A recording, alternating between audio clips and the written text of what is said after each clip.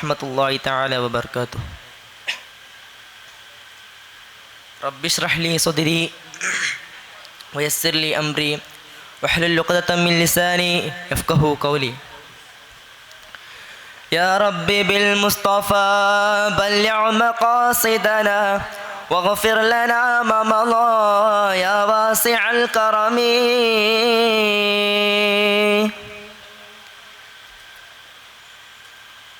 ഏറ്റവും എൻ്റെ പ്രിയപ്പെട്ട ഉസ്താദുമാർ, എൻ്റെ ശബ്ദം ശ്രവിക്കുന്ന മുതഅല്ലിം സുഹൃത്തുക്കളെ,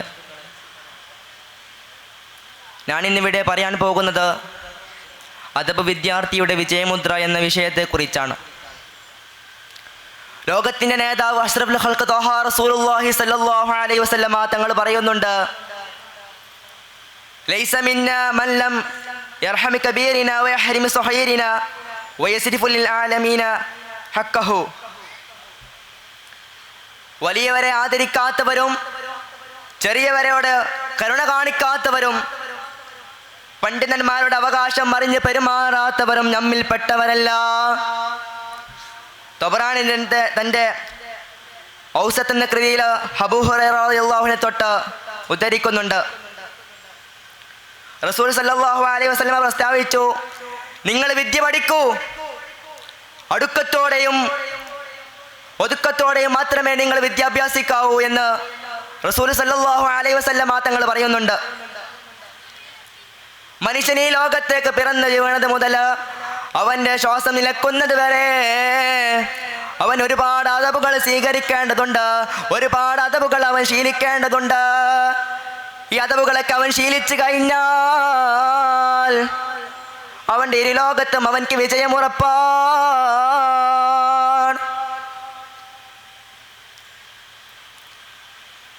ഇതിന് ഉദാഹരണം പണ്ഡിതന്മാർ തന്നെയാണ്.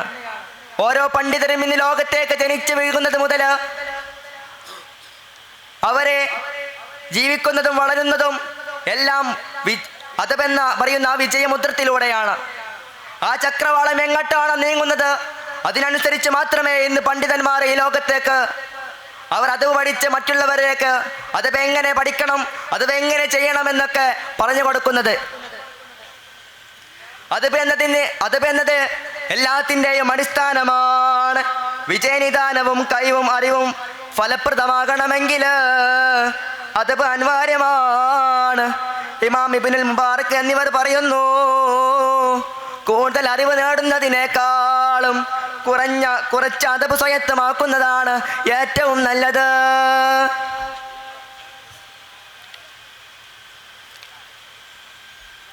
ഇമാം ഇബ്നുൽ മുബാറക് എന്നിവർ പറയുന്നുണ്ട്, അതബില്ലാതിരുന്നാൽ സുന്നത്തിനുള്ള സാഹചര്യം ഇല്ലാതെയാവുകയാണ്. ആർക്കെങ്കിലും അദബുണ്ടോ എന്നാൽ അവന് ഫർദിനുള്ള അവസരം ലഭിക്കുകയാണ്. ആരെങ്കിലും അടുത്തപ്പോൾ അദബുണ്ടെങ്കിൽ അവനിക്ക് സുന്നത്തുണ്ടെങ്കിൽ അവനിക്ക് ഫർദ് അവനോടൊപ്പം ഉണ്ടാകുന്നതാണ്.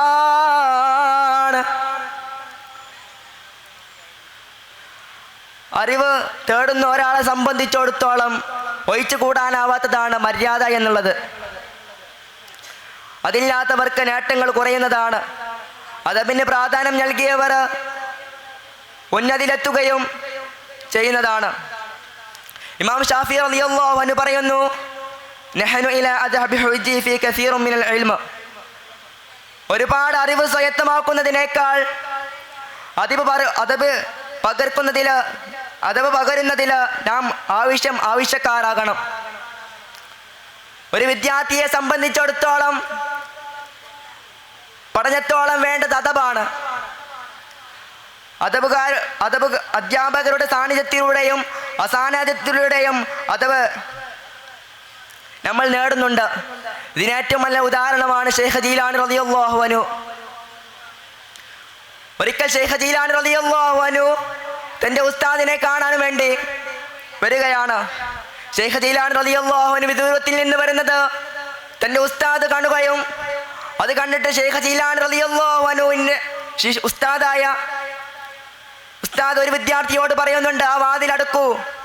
അങ്ങനെ ശൈഖ് ജീലാനി റളിയല്ലാഹു അൻഹു ഉസ്താദിൻ്റെ വീടിൻ്റെ മുന്നിൽ വന്ന് നിൽക്കുകയാണ്. ഉസ്താദിന്റെ വാതിൽക്കൽ മുട്ടിൽ ഒരു അദബ് കേടാണെന്ന് മനസ്സിലാക്കിയ ശൈഖ് ജീലാനി റളിയല്ലാഹു അൻഹു ആ കൊടുന്ന രാത്രിയിൽ, ആരാരും കണ്ണു കാണാത്ത ആ രാത്രിയിൽ ശൈഖ് ജീലാനി റളിയല്ലാഹു അൻഹു തണുത്ത് വിറച്ച് ആ സ്ഥലത്ത് നിൽക്കുകയാണ്. അങ്ങനെ ശൈഖ് ജീലാനി റളിയല്ലാഹു അൻഹുവിന്റെ ഉസ്താദ് രാവിലെ സുബഹിക്ക് പുറത്തിറങ്ങിയപ്പോൾ ശൈഖ് ജീലാനി റളിയല്ലാഹു അൻഹുവിനെ കാണുകയാണ്. തന്റെ ശിഷ്യനിൽ അദബ് സംതൃപ്തിയായ ഉസ്താദ് പറയുന്നുണ്ട്, ഇന്ന് ഈ ലോകം എൻ്റെ കയ്യിലാണെങ്കിൽ നാളെ അത് നിങ്ങളുടെ കയ്യിലായിരിക്കുമെന്ന്. ഉസ്താദിന്റെ ഈ പ്രവചനം പോലെ തന്നെ കുറച്ചു കാലങ്ങൾക്ക് ശേഷം ശൈഖ് ജീലാനി റളിയല്ലാഹു അൻഹു കുത്തുബുൽ അക്താബ് അഥവാ കുത്തുബുകളുടെ നേതാവായിട്ട് മാറുകയാണ്. ഇതാണ് അദബിന്റെ ഗുണം. അദബ് ജീവിതത്തിൽ ചേർത്ത് പിടിച്ചവർക്ക് മാത്രമേ ഇരു ലോകത്തും വിജയം ലഭിക്കൂ. ശൈഖ് ജീലാനി റളിയല്ലാഹു അൻഹു തൻ്റെ അറിവ് നേടുന്ന കാലഘട്ടത്തിൽ ബഗ്ദാദിലേക്ക് പോയപ്പോൾ അവിടത്തെ ഒരുപാട് പ്രയാസങ്ങൾ ശൈഖ് ജീലാനി റളിയല്ലാഹു അൻഹു പെട്ടിട്ടുണ്ടായിരുന്നു. അങ്ങനെ ശൈഖ് ജീലാനി റളിയല്ലാഹു അൻഹുവിന് വിശപ്പും ദാഹവും സഹിക്കാൻ കഴിയാതെ വന്നപ്പോൾ ശൈഖ് ജീലാനി റളിയല്ലാഹു അൻഹു ക്ഷമയോടെ നിൽക്കുകയാണ്. എന്താണ് അങ്ങനെ ക്ഷമയോടെ നിൽക്കാൻ കാരണം? വിജ്ഞാനത്തിൻ്റെ ബഹുമൂല്യം നിൽക്കുക, വിജ്ഞാനം ഉപകരിക്കൂ എന്ന് അദ്ദേഹത്തിന് വിശ്വസിച്ചിരുന്നു. ശൈഖ് ജീലാനി റളിയല്ലാഹു അൻഹുവിൻ്റെ മാതാപിതാക്കളോടുള്ള അദബിനെ കുറിച്ചാണ് ഇനി പറയുന്നത്. ശൈഖ് ജീലാനി റളിയല്ലാഹു അൻഹു ബഗ്ദാദിലേക്ക് ഇൽമ പഠിക്കാൻ പോകുമ്പോൾ, അല്ലെങ്കിൽ വിദ്യാഭ്യാസം പഠിക്കാൻ പോകുമ്പോൾ ശൈഖ് ജീലാനി റളിയല്ലാഹു അൻഹുവിന്റെ ഉമ്മ പറയുന്നൊരു വാക്കുണ്ട്, മോനെ നീ ഏത് പ്രതിസന്ധി ഘട്ടം വന്നാലും നീ കളവ് പറയരുതേ. അങ്ങനെ ശൈഖ് ജീലാനി റളിയല്ലാഹു അൻഹു ബഗ്ദാദിലേക്ക് ഇൽമ പഠിക്കാൻ പോവുകയാണ്. അങ്ങനെ ശൈഖ് ജീലാനി റളിയല്ലാഹു അൻഹു പോകുന്ന സമയത്ത് ഒരു കൊള്ളക്കാര് ശൈഖ് ജീലാനി റളിയല്ലാഹു അൻഹു പിടിക്കുകയാണ്. എന്നിട്ട് ചോദിക്കുന്നുണ്ട്, നിന്റെ കയ്യിൽ വല്ല വിലപിടിപ്പുള്ള വസ്തുക്കളുമുണ്ടോ? അപ്പോൾ അവിടെ നിന്ന് പറഞ്ഞു, എൻ്റെ കയ്യിൽ സ്വർണ്ണ നാണയങ്ങളുണ്ട്. അപ്പോൾ ഇതിൽപ്പെട്ടൊരു കൊള്ളക്കാരനായ ഒരു തലവൻ ചോദിക്കുന്നുണ്ട്, നിങ്ങളെന്തേ ഈ സത്യം പറഞ്ഞു എന്ന്. അപ്പോൾ അവിടെ ശൈഖ് ജീലാനി റളിയല്ലാഹു അൻഹു പറയുകയാണ്, എൻ്റെ ഉമ്മ എന്നെ പഠിപ്പിച്ചിട്ടുണ്ട്, സത്യമല്ലാതെ നീ ഒന്നും പറയരുത്. അത് കേട്ടപ്പോൾ കൊള്ളക്കാർക്ക് ആകെ വിഷമാവുകയാണ്. ഇത് കണ്ട കൊള്ളക്കാർ പശ്ചാത്തപിക്കുകയും അവർ ഇസ്ലാമിലേക്ക് വരികയും ചെയ്തു. ഇനി സൃഷ്ടികളോടുള്ള വിജ്ഞാനം, ശൈഖ് ജീലാനി റളിയല്ലാഹു അൻഹുവിൻ്റെ സൃഷ്ടികളോടുള്ള വിജ്ഞാനം നോക്കുകയാണെങ്കിൽ, എത്ര വലിയ പണ്ഡിതനാണെങ്കിലും വലിയുമാണെങ്കിലും സാധാരണക്കാരോടും ദാരിദ്ര്യരോടും അദ്ദേഹം കാണിച്ചിരുന്ന എളിമ അത് അതിശയിപ്പിക്കുന്നതായിരുന്നു. ശൈഖ് ജീലാനി റളിയല്ലാഹു അൻഹു തന്നേക്കാൾ പ്രായം കുറഞ്ഞ ആളുകളെ കാണുകയാണെങ്കിൽ, തന്നേക്കാൾ പ്രായം കൂടിയ ആളുകളെ കാണുകയാണെങ്കിൽ ശൈഖ് ജീലാനി റളിയല്ലാഹു അൻഹു വിചാരിക്കുമായിരുന്നു, ഇദ്ദേഹം എന്നേക്കാൾ കൂടുതൽ ഇബാദത്ത് ചെയ്തയാളാണ്.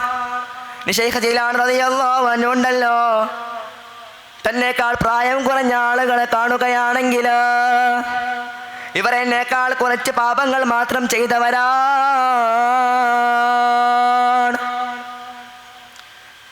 ഇത്രയും ജനങ്ങളോട് അദബ് കാണിച്ചിരുന്നു ശൈഖ് ജീലാനി റളിയല്ലാഹു അൻഹു.